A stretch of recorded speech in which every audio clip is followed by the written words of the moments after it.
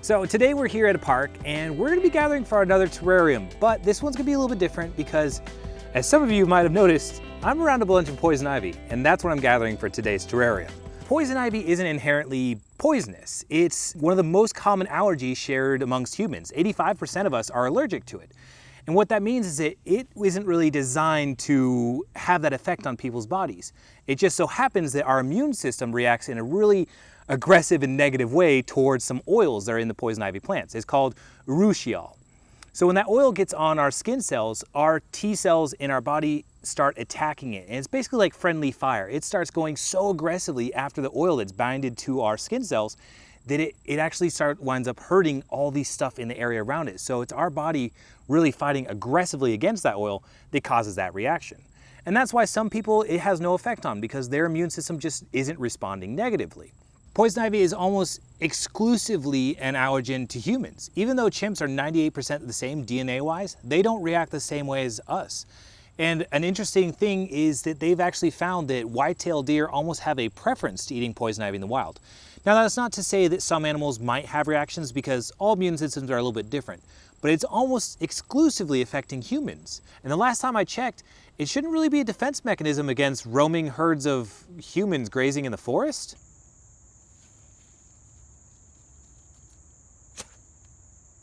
If you're ever found in a situation where you're expecting to handle the poison ivy, it's still best to basically treat it as if you are allergic, because even those people that were not allergic earlier in life can actually develop an allergy to it, similar to like hay and other things like that.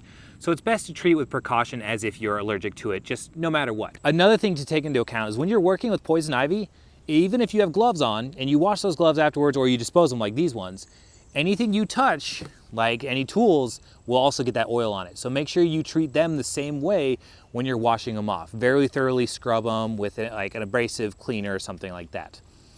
Or you can do like what we did on this bucket, and you can wrap it in saran wrap. That way anything you touch, afterwards you can throw it away. I'd probably still wash it anyways, just because I'd rather not have a poison ivy rash. And this does also apply to poison oak and poison sumac, which have the same chemical in them.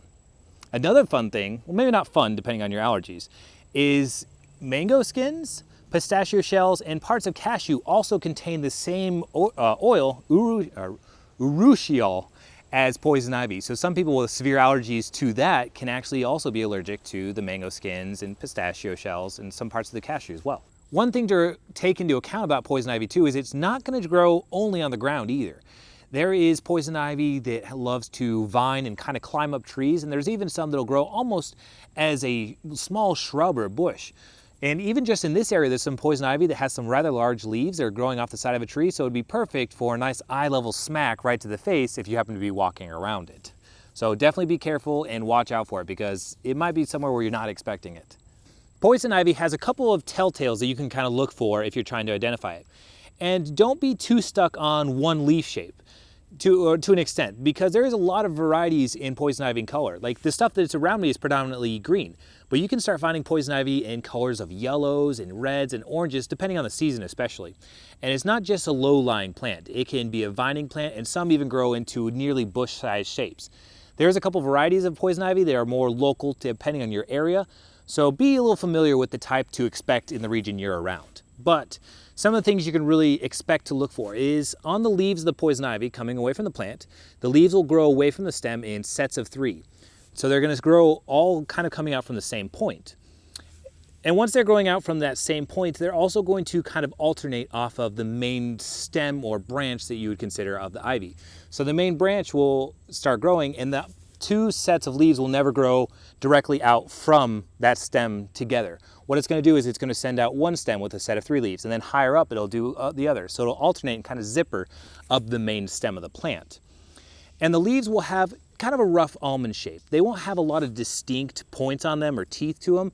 They can have a couple here and there, but they're not going to be so oaky in appearance. They're going to have more of an almond shape overall. If you ever find yourself in a position where you're gathering poison ivy, you're probably going to find it's not so much individual plants, it's more often than not like a large network where something has been branching out and spreading out across an area. So most of the time you're going to have to cut or sever it, but I don't think a lot of you are really going to have to gather much of this.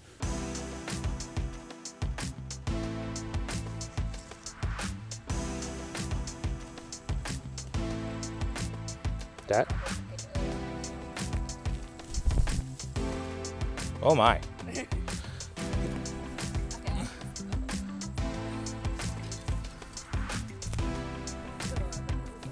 Yeah.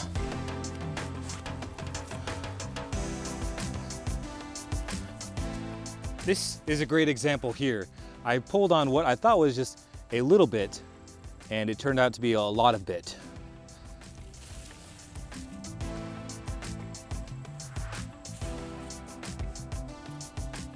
We probably don't even need much more than that, jeez. Once we got all the poison ivy home, we realized that we had forgot one small but gigantic detail when it comes to making a terrarium, and that's the container.